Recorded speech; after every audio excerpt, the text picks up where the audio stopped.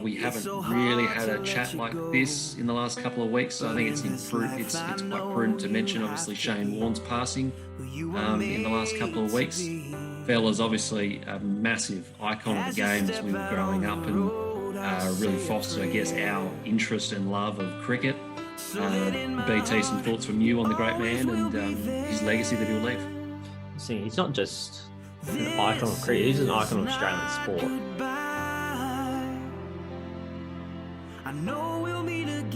Welcome back to Statchat Sports. We're here for the ChitChat Podcast. You're here with me, Josh, as well as BT and Tazza on the line for the podcast today. Tazza, good to have you on board, mate. We're going to need you today. It's a big one. Thanks, mate. Yeah, it's been a while since I've featured on the ChitChat, but I'm rapt to be here. Rapt to be here. I like it. Well, let's kick off with you because one of your main sports that you like, Formula One. Back this weekend. We're very excited about it. Lots to cover, Tazza. Lots to cover here. There's a lot of stories that are going on at the moment about the different teams and who's who in the zoo. It's a big year for F1. It's a lot of changes, a lot of shifting, I think, within the teams, and not so much the directions, but I think we're going to see a bit of a shifting in the hierarchy in terms of who really rules the paddock there. Design changes too. I think we may be seeing Mercedes falling off their perch and really, yeah. I think it's time. I think they're done. I think if anything's going to undo them, it's these changes. Mercedes are always going to say, "We're struggling. It's the same thing year in, year out, but and then they go and turn in a race win in round one, but this may be the year. I think there's just other teams are coming up, becoming more competitive, and I don't think it's even as simple as a Red Bull versus Mercedes anymore. I didn't watch. I agree. I haven't followed too much of it. I saw a little bit bits and pieces on like Twitter and whatnot. Have you followed the preseason type, like the practice, the testing, and all that? Because apparently Ferrari did really well. Yeah, so Ferrari looked like the most balanced of them all. Throughout all 3 days of testing in Bahrain, they were pretty much there or thereabouts at the top. They possess single lap speed, they possess consistency. On the race simulations, they were quite good, and they're flying laps, so to say. But they look like the ones straight away that will probably push for the win in Bahrain. Obviously, Red Bull, Verstappen, they look pretty good. Mercedes have had their issues. A bit of controversy with some of the things they want to try and have tried. But yeah, so talk to us about this, Taylor. What do you know about the design issue? Is it a mirror issue? I think something going on there. So there's a couple of issues, not so much controversy on the first one, but a crucial part of the car with the side pods, which allows for it's a important component within the cooling of the car. It's a safety structure as well. Inherently, the shape protects the driver. They've almost opted for a very minimal, almost no side pod design. So it's the bulkiness around the side of the car. Right, okay. And that, in a sense, is sort of they're foregoing downforce by narrowing the car. I think they want less drag, foregoing downforce. Up past that, I'm probably getting way beyond my knowledge. Yeah, but we appreciate that. That's a very detailed synopsis for the layman, I think. But the F1 hasn't made a ruling on this yet, have they? We're literally days out from the first weekend, and they haven't decided whether they think this is legal or not. I don't think there's an official ruling on the mirrors, which is what the FIA pretty much has said in the past is these changes shouldn't be any performance increase or any desirable outcome from that in terms of quicker times should be indirect. It's not. It shouldn't be the aim of changing something like that. Shouldn't be in the aim of for the purpose of quicker making the times faster. Yeah, so they shouldn't be compromising safety for pace. Is basically what I'm saying. Yes, I can't wait for the Sorry, you go. No, they just shouldn't be using these things to gain performance, kind of thing. Yeah, which is fair enough, and I can't wait for the Toto Wolff, the reaction. No, Michael, no. Even though that is not right. He's not there anymore. But I can't wait for a bit more of that. That's obviously the drive to survive. I haven't got to that part of the season yet. BT, I don't know if you've been watching it, but finished it today. You finished it. Yeah, I love that. I love watching it. Like, I'm not a You want to give us huge. a couple of highlights, given you've seen everything. Well, you can't. Well, being Australians, you can't go past Danny Rick with McLaren 1 and 2. That was a pretty episode. Yeah, that was a good episode. And obviously the last episode as well, with all the controversy. Those were probably the two standout episodes. But I just like, I'm not a huge, I watch nearly every race if I can, if it's a reasonable time for us. But I'm the type of viewer that needs like the commentary and stuff, because I'm not a huge car type guy. But the whole excitement behind the race, qualifying even, and then the main race goes for hour and a half or so it doesn't drag out. So like if like a footy game goes for 3 hours or so. So if you're not a huge footy fan, you can kind of get bored of it. At least with Formula One, you can watch the whole race and it's done. It's just so exciting. It's especially last season with it being so close. Hopefully it's the same again this season. Hopefully Danny Rick can do a little bit better. Yeah, the Drive to Survive has been huge for amplifying, I think, that interest in the storylines behind the race as well, rather than just purely looking at which team's on top. One quick one on the storylines as well for you both. We've obviously talked about the big three, Ferrari, Red Bull and Mercedes. A smoky team, a dark horse team that you think might have a really good season that's going to rise up from the middle of the pack. Taylor, is there a team that you like? Well, when you're down the bottom, like Haas were, I think the only way is up, and I think they're actually going to go up quite well this year. Yeah. If practice and testing was anything to go off, they did quite well. They topped the times in day one. I think day 3, Mick Schumacher was second overall. So they've shown that both drivers can be competitive somewhat. Obviously, we're not in the real thing. I think Haas can, like I said, they're at the bottom. I think they can push themselves to maybe being the 6th or 7th team on the grid, which would be huge for them. Pretty happy with that. Yeah, big time. They really put all their eggs, I think, into this year's basket. So we should see a bit of a rise for them. BT, is there a team that you like in particular to have a half-decent year from the mid-pack? Not an actual team, but I'm excited to see how George Russell goes. See if he can be up there with the Hamilton, or if Hamilton's just going to blow it away again. It's just going to be Max and Hamilton up the top, or is it George Russell going to be competitive? Because Bottas last year hardly did anything.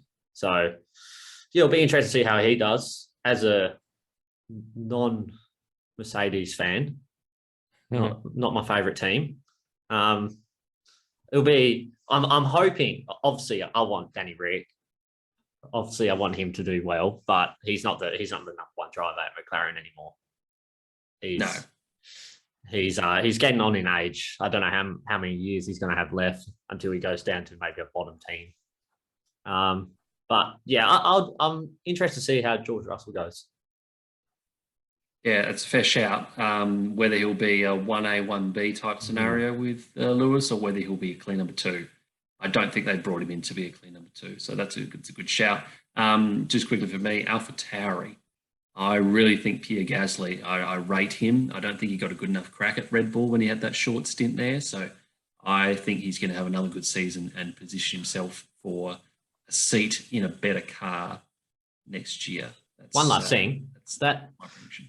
Watching the last episode today of Drive to Survive, that I know it didn't really come down to it, but that when Perez held up Hamilton in that last race for those few laps, so Verstappen obviously could catch up.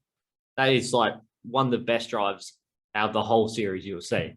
It's so underrated. Obviously, it didn't. Absolutely. Obviously, there was a flag at the end and all that controversy, but which overshadows that. But without, let's say there wasn't a flag, obviously Hamilton was probably going to win it anyway. But he made that so much more closer than what it was actually going to be.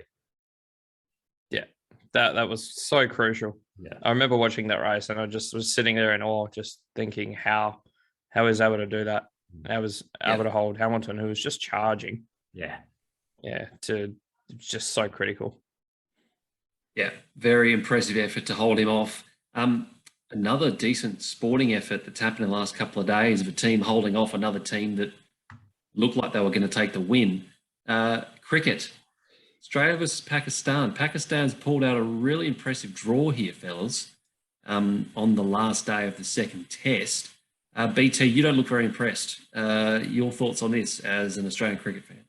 Oh, like, what did we make? 500 odd in the first innings, get them all out for 140 odd, and then we still have 2 and a bit days to bowl, and they still managed to get a draw. I know they batted really well in the second innings, but we end up going back into bat, which I can see why, because the ball, that professional athletes, they should be able to back it up, you would think.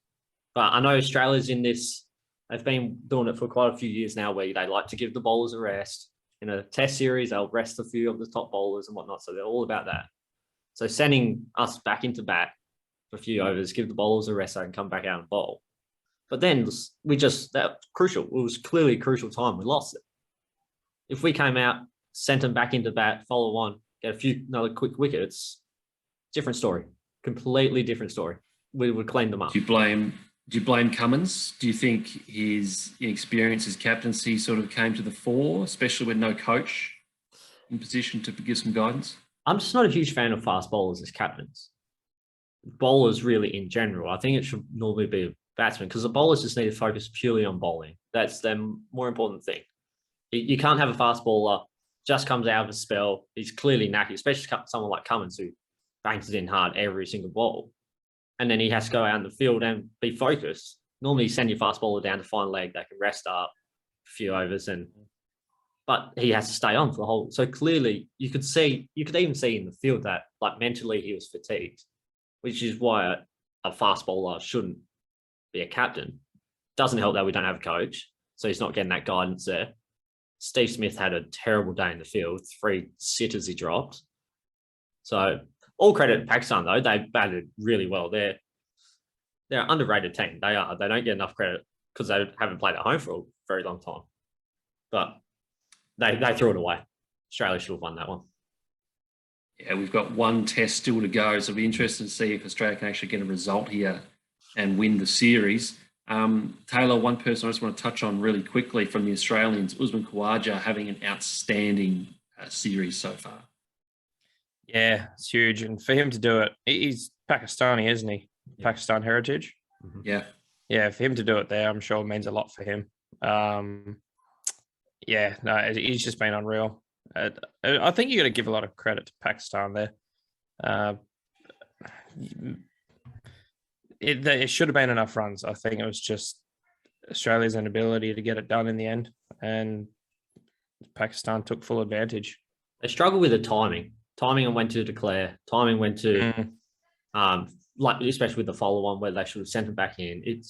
I find they always bat for that hour or so too long. And for what reason? Exactly. There's no reason. Yeah. Mm. I don't know. We'll see how we go exactly right. One. Yeah, it will be interesting to see.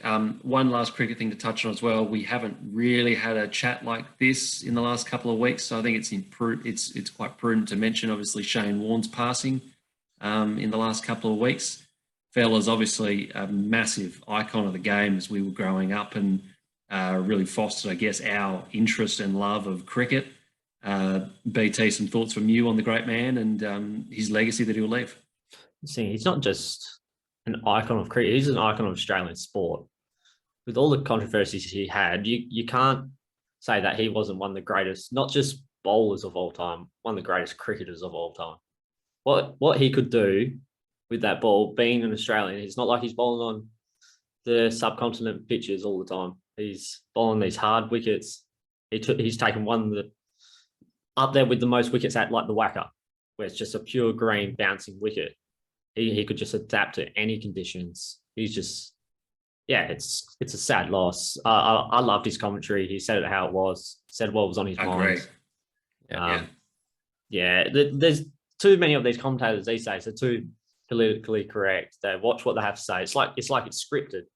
But when it's Shane Warne, he just said whatever he wanted. He did not care about the backlash. So he was the reason I got into cricket. He was the first ever person I remember watching. I used to get he used to have DVDs of tutorials on how to bowl spin and then I started watching those, and then I became a spinner in juniors. And I had 10, 15 of these DVDs. I've read his book. I've read all of these, everything. He was one who, got me into cricket, taught me how to spin, just watching YouTube videos and everything. Like if it wasn't for him, I probably wouldn't be doing this right now. I wouldn't be into sport. Cricket was the first sport I got into, all because I followed him. And just was complete shock out of nowhere. And such a young age, it's just not going to be the same without him. Yeah, 100%. And he's one of those guys where his teammates had so many good things to say about him, so many stories as well. There's a lot of cricketers that were before our time that, people had plenty of stories about, like Booney and DK, and you just felt like, we were still going to be talking about Warne and the stories that he had for the next 20 years. So, yeah, certainly too soon, and one that we will remember for a very long time, the great Shane Warne. Changing tack a little bit, fellas. Taylor, you are a massive NFL fan like myself. Free agency, it has been going on for this past week, and always a time for optimism for NFL fans that your club's going to bring in a couple of players and sort of improve their chances for next year. Yeah, look, I can't speak much for myself in terms of the Patriots bringing in many players. We've been quite a non-attentive party there, but your Chargers, mate, they're going all in, aren't they? Mate, unreal. We are going. We never do this. Going big for free agents, but we're on a roll. We're going. Herbert's on his rookie contract. Let's just get the boot, sink it in, and just bring in everybody that's available. The Khalil Mack trade, they've re-signed Mike Williams, the big receiver, to a big deal for another 3 years. JC Jackson from your Patriots signed him up. That was below market value as well. That was a good value deal. Couple of guys on the defensive line as well. They've still got cap room to play with. I mean, it's a really good move because Herbert is arguably one of the better quarterbacks in the league at the moment. On a rookie contract, you got to take advantage of that. He may not. He's going to command a contract eventually. But while you've got that cap space, go for it. And while you've got that skill behind center, go for it. So, I love the moves. I'm ecstatic about the moves. I don't know if you can tell. This is big time. I hype up the Chargers every off season, and I know that there's something's going to happen. They're going to let us down. They're going to lose when they're supposed to tie. Something's going to go wrong. But this is the year. This is the year. It's happening. Quite often find your confidence in the Chargers bewildering, but I think this year I'll back you. I'd love to see it. But it's a tough AFC West. Very tough AFC West. Oh, it's a tough division there. It's just loaded at quarterback. So it's going to be tough, but I think Chargers they're there to do some damage, and I think they will. Yeah, the NFC is going to be a cakewalk, BT, and there's two older quarterbacks that have come back to their old teams, seeing all this action in the AFC and going, I might just slide back in the NFC and just take my chances.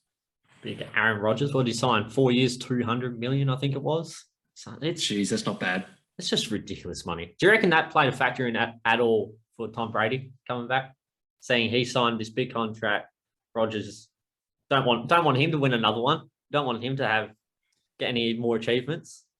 That little bit of an ego there for Tom Brady. I don't reckon know. that was Ronaldo just changing Yeah. tack again. Yeah. The little meeting he had with Yeah. Ronaldo at Old Trafford, bangs in a hat trick, and he's like, "I'm not done." And he's thinking, "Oh, geez, all right, suppose I'm not done. I got to show him up. I'm the goat of goats." He wants to be the goat of the Yeah. goats. Maybe he's had a second thought and he's got on the phone and said, "Hey, get me back. I'm good to go." Because being a quarterback, you don't obviously need to be that. You can obviously the age of him now and how good he still is, how good of a season he had last season. So he's not the most athletic, obviously, player out there. But obviously his knowledge of the game and his tactics and reading the play and everything, that's what you need as a quarterback. So he's not relying on athleticism. So yeah, and he's never relied on his athleticism. So it's always been his game smarts. It was questionable whether it was the system that he benefited from, but I think he's shown at the Buccaneers that probably wasn't the case. And we saw last year, he still got it. Yeah, and you'd have to say that the Packers and the Buccaneers are the two favourites in the NFC. Yeah. I mean, the Rams obviously, will be back again. They've lost a couple of their stars, but, those three teams, it's them. It's them that it's daylight at the moment. Yeah, no, it's going to be interesting to see how the NFL plays out. I'm obviously excited. And if you're an NFL fan, make sure you're letting us know in the comments who you support and how you think they're going to go this year. One of the things that we love to do every week on the ChitChat podcast is a bit of a segment called Story Time, where we'll bring up a story that it might be a big story, it might be sort of an obscure story, and just dive into it in a little bit more depth. What we want to talk about today is the AFL season. We're obviously very big AFL fans, in case you haven't noticed. I think the majority of the content on this channel is AFL related. But the AFL season has started. Round one, the opening match was between the Bulldogs and the Demons. It was a great game, good spectacle. All everybody can talk about is the post-match press conference. Bevo has just gone absolutely bananas, BT, on a journalist, Tom Morris, in the presser. It was unbelievable. It was hilarious. I can't stand a journal. All these media guys, they just talk a load of shit, to be honest with you. They want to get out there first, and they just make up all these rumors. He came out and apologized today, and then they end up donating $20,000 to charity or something. It was funny as. I find it hilarious when these coaches have a go at these media guys. I reckon it's funny. Tazza, what were your thoughts? Did you agree with Bevo, or are you siding with Tom Morris here? Originally, I agreed with Bevo, and then I looked a bit deeper, and it's pretty inexcusable. I don't think you can do that in this day. I'd say this day and age, but you just can't. It's the journos have a job to do. Yeah, some people might not like their job and how invasive they can be in some of their roles, but they are there to do a job. And to be attacked, that was a 3-minute he just went nuclear for 3 minutes. It was a beat. It was absolute. He tore him to shreds. And you can't do that, whether it was right or wrong. In the end, really, Morris is right. I mean, I think you're right. Morris was Morris was correct, I think.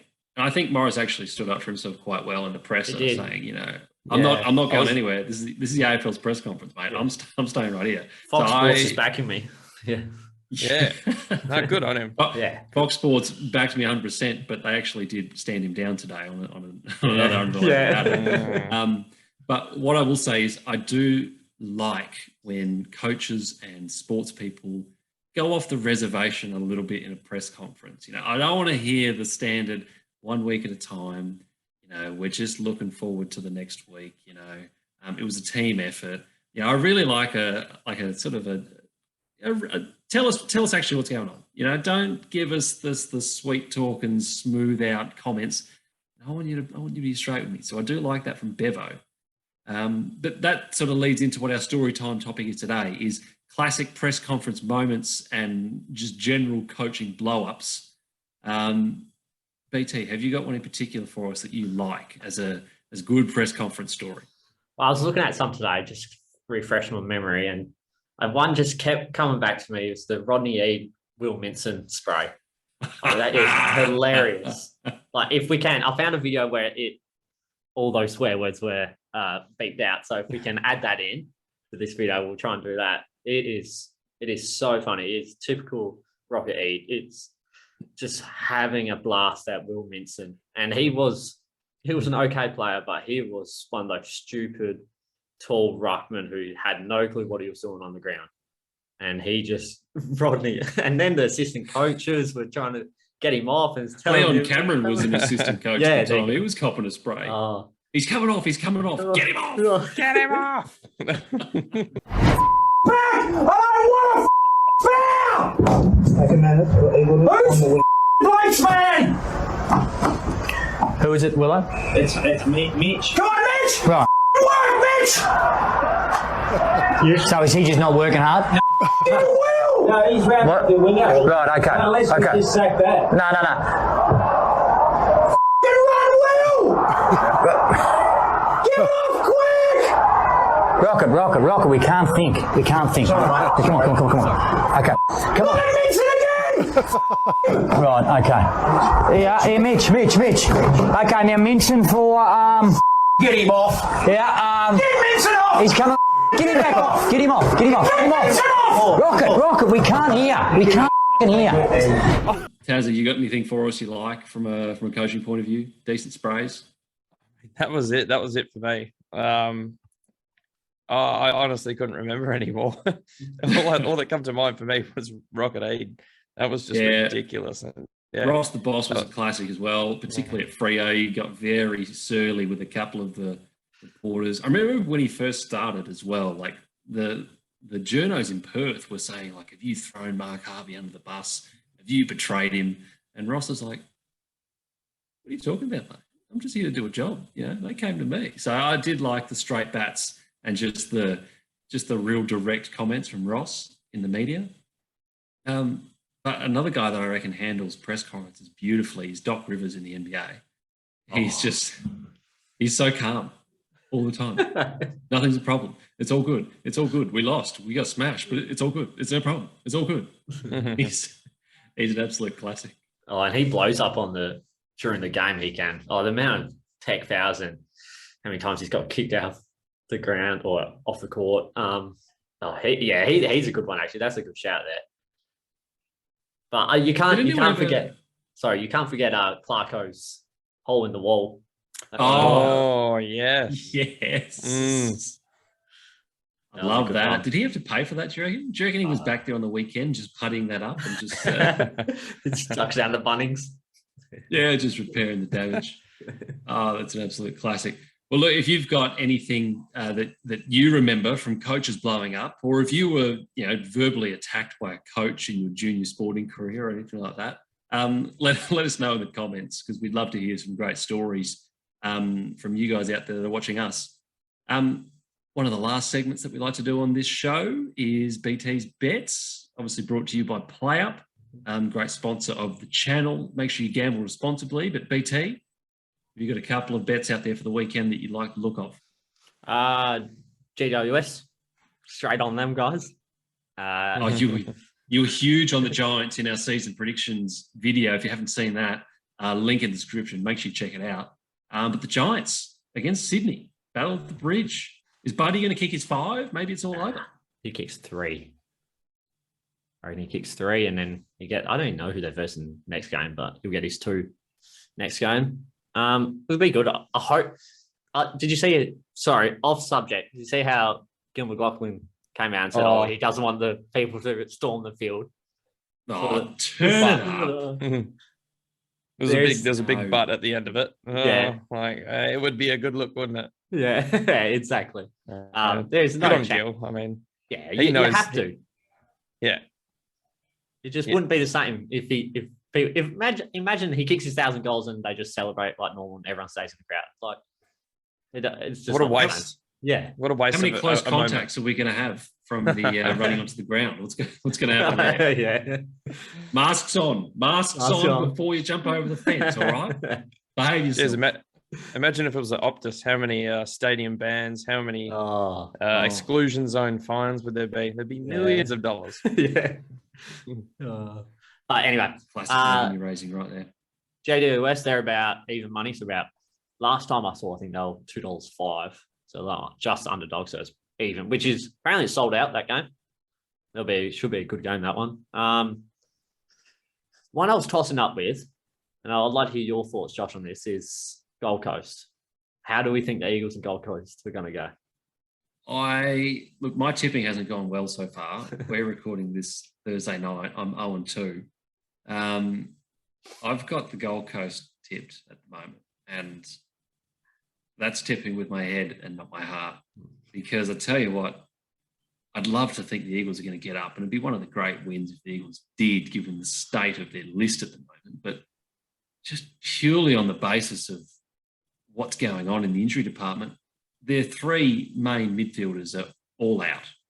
So that's done. Jack Darling, still not injured, still not back. Is he injured? Is it a club suspension? I don't know, but he's not playing. They've got injuries all over the place. They've barely got a 22. It's hard to think that they could make it work. You know, the Gold Coast usually start the season quite well as well. So, yeah, I think the Gold Coast is probably a sneaky good tip there. Yeah, I was thinking Eagles were favourite now it's flipped after the Tim Kelly news earlier in the week. But I can't see Eagles keeping up with Gold Coast's midfield. That's where I think they're just going to die there. They're you look at the Eagles, you look at their starting midfield that they've named for their 22. You've got Jack Redden, who's obviously, serviceable, handy premiership player, but getting on. Andrew Gaff, who's a winger, and Xavier O'Neill, who I think has played probably less than 10 games in 4 years on the list. So it's dire. It's dire straits for the Eagles. They're going to get monstered in contested possessions. Yeah. Rao and Took are just going to go off. Fiorini, no Anderson. On the outside, it's going to be a bit of a I don't want to say it, but maybe a bit of a bloodbath in the midfield anyway. Yeah, I agree. One other bet I have, not for this week, but a future bet. After watching Melbourne play, Petrarca for Brownlow. That guy is an absolutely beast. He's going to take the votes off Oliver. He's going to get you 3 nearly most games when they win. Gawn's not going to be as dominant this season. Luke Jackson, he is back it up with how we said in one of the previews we did, the Melbourne preview. He's an absolute star. Watched him play. But Petrarca, he is by far, in my opinion, the best player in the comp. I don't think anyone's close, to be honest with you. You had him for you had 2 Brownlow tips, actually. You hedged, I think. You had him, didn't you? No, Stephen did. Steve had him. Yeah, Steve had him. Yeah, so Steve would be on the money with that one. Yeah. There you go. Still undefeated.